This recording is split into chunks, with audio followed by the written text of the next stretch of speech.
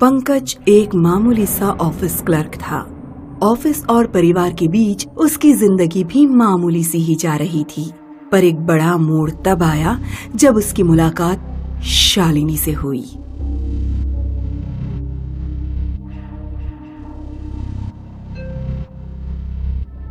ओह, इतनी रात को किसका मैसेज? शालिनी? मेरे फ्रेंड लिस्ट में कोई शालिनी नहीं है। Hi, can you give me your phone number please? ये तो डायरेक्ट फोन नंबर मांग रही है।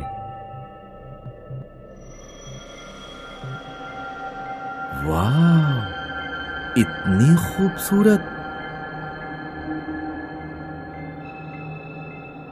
लो, दे दिया फोन नंबर।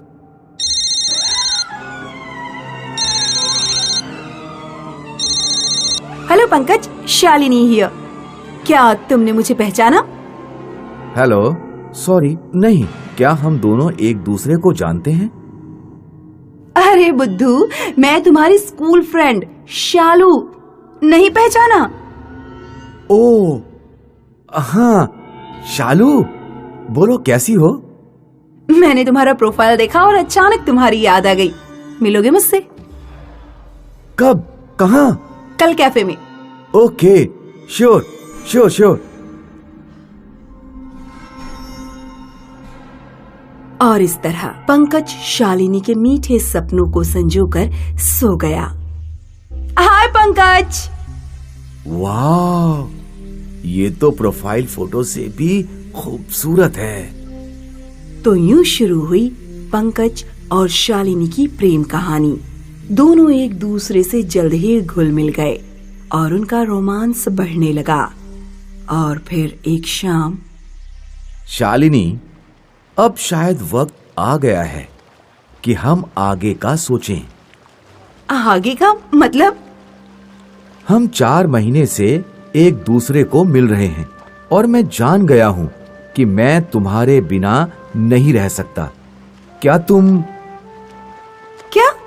क्या कहना चाहते हो? क्या तुम मेरे साथ शादी करोगी? Oh sorry. अरे करूंगी बुद्धू, जरूर करूंगी। तुमसे नहीं तो क्या इस नारियल से शादी करूंगी। अगले ही महीने शादी की तारीख तय हो गई और जल्द ही विवाह संपन्न हुआ। पंकज की खुशी आसमान छू रही थी। और फिर आई हनीमून की रात। आखिर हो ही गए हम दोनों पति पत्नी। कैसा लग रहा है शालू? अरे अब क्या शर्माना, अब तो हम एक हैं। हमें सारी जिंदगी साथ बितानी है। तुम नहीं समझोगी मैं कितना लकी हूं, मुझे तुम मिली। अब तो हम एक हैं, हमें सारी जिंदगी साथ बितानी है।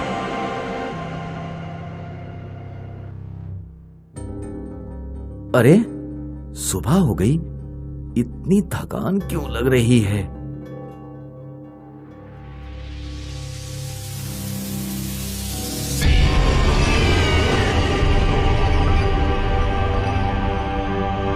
जाग गए? क्या हुआ? तबीयत खराब है? कुछ नहीं, बस कुछ अजीब सा लग रहा है। ठीक है, तो आराम कर लो। आज ऑफिस मत जाना। हाँ।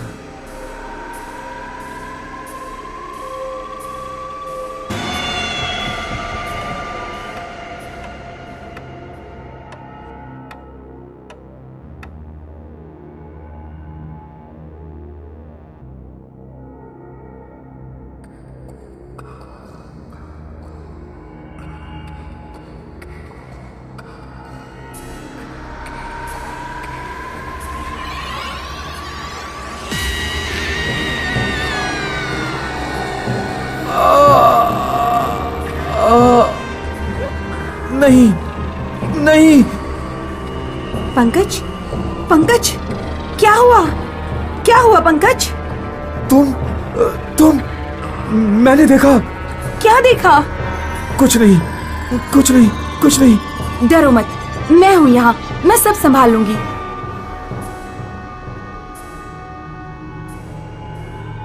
पंकज, तुम यहाँ? क्या हुआ? अरे गीता, इतने सालों बाद? हाँ, स्कूल के इतने सालों बाद। बोलो कैसे हो? सुना तुम्हारी शादी हो गई। कौन है वो? अरे वो बस।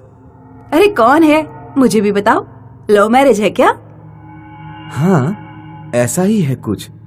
वो हमारे स्कूल में थी ना, मैं तब उसे ठीक से नहीं जानता था। स्कूल में? क्या नाम है? शालिनी। शालिनी? क्या हुआ? पर ये कैसे हो सकता है? क्या तुम्हें नहीं मालूम? शालिनी तो बहुत साल पहले मर गई, रोड एक्सीडेंट में। मर गई? क्या कह रही हो? सच में? अब तुम्हें नहीं पता? तो वो मेरे घर पर है। वो कौन है?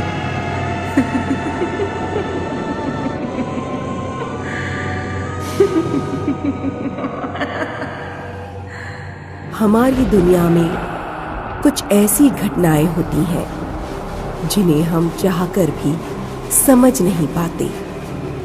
उनकी जड़ तक पहुंचना हमारे मानवीय दिमाग के परे होता है।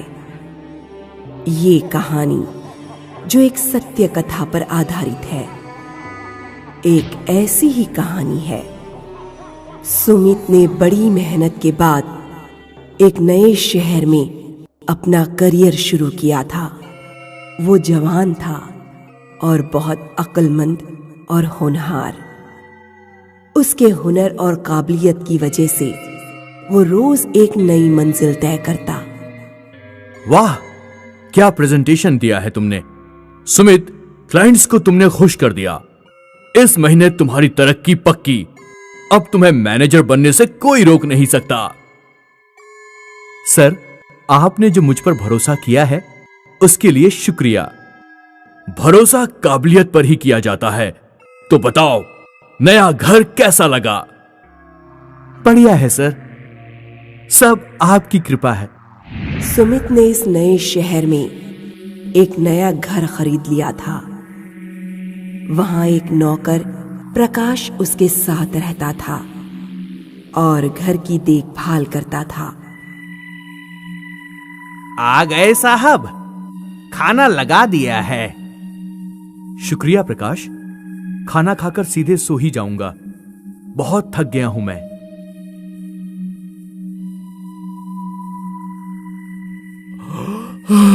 बहुत काम पड़ा है। खैर, कल देखता हूं।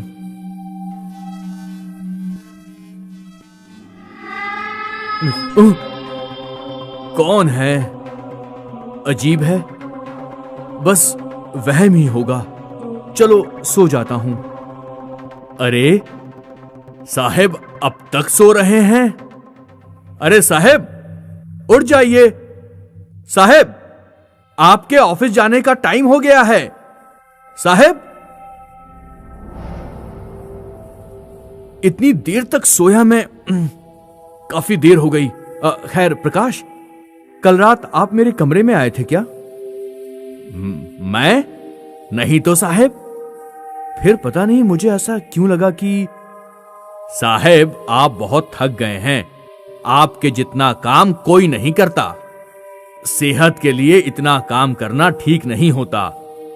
आज रात आप जल्दी आकर सो जाइएगा साहब। क्या देख रहे हो प्रकाश?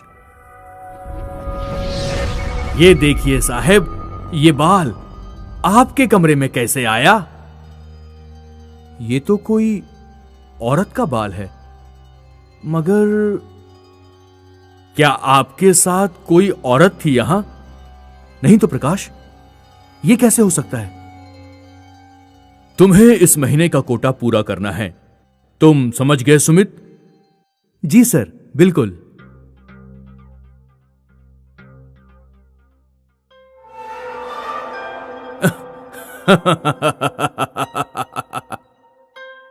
क्या बात है सर?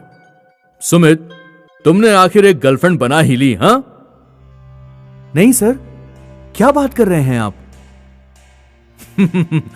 तो ये क्या है?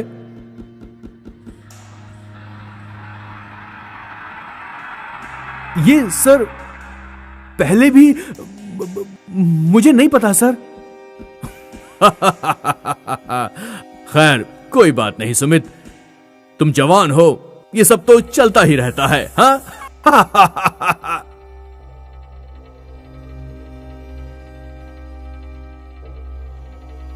पर ये सब कैसे हो रहा है? आज काफी देर हो गई, जल्दी जल्दी खाना खा लेता हूं।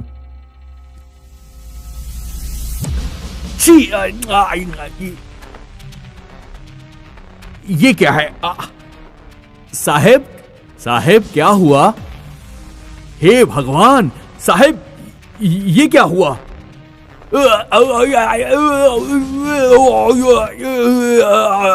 अरे ये बाल, पर ये बाल कैसे आए? ये बाल, ये किसके बाल हैं? ये हर जगह क्यों हैं? साहेब संभालिए अपने आप को साहेब। साहेब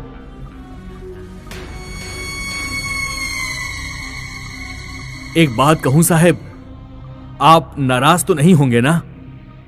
कहो साहेब, मुझे लगता है इस नए घर में किसी प्रेत का साया है, हमें कुछ करवाना होगा।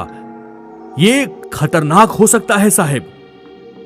ये सब तुम क्या बोल रहे हो प्रकाश? तुम ही घर ठीक से साफ नहीं करते होगे, क्या तुम मेरी गैर हाजिरी में किसी औरत को यहां बुलाते हो? हम नहीं साहब, ये आप क्या कह रहे हैं साहब? नहीं साहब। चलो जाओ प्रकाश, इस वक्त मुझे अकेला छोड़ दो प्लीज, जाओ।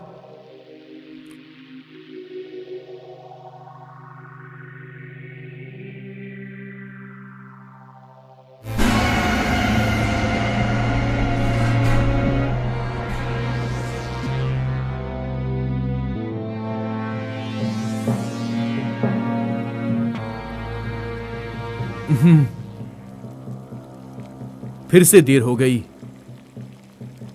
ये क्या?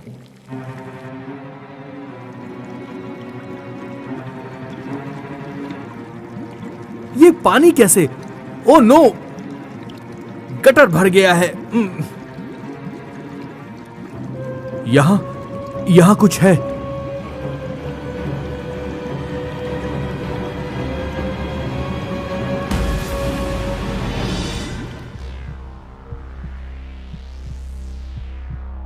ये सब क्या हो रहा है मेरे साथ? वो बाल, वो औरत। फिक्र मत करो साहेब, मैं यही हूं, मैंने आपको बचा लिया। डॉक्टर अभी आपकी पट्टी करके चले गए हैं। पर वो क्या? साहेब आप कुछ भी मत कहिए, मैं आपके लिए सूप लाता हूं साहेब।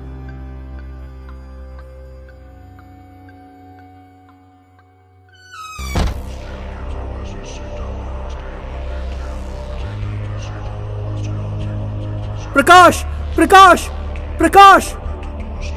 नहीं नहीं नहीं, ये क्या है? तुम कौन हो? कौन हो तुम? कौन हो तुम? मुझे नहीं पहचाना सुमित? इतनी आसानी से मुझे कैसे भूल सकते हो सुमित? नहीं, ये नहीं हो सकता, ये नहीं हो सकता। तुम तो नहीं, मुझे जब तक मुक्ति नहीं मिलती मैं कैसे जा सकती हूँ सुमित? मैं तुम्हारे साथ ही रहूंगी। तुम जहाँ जाओगे मैं साथ चलूंगी।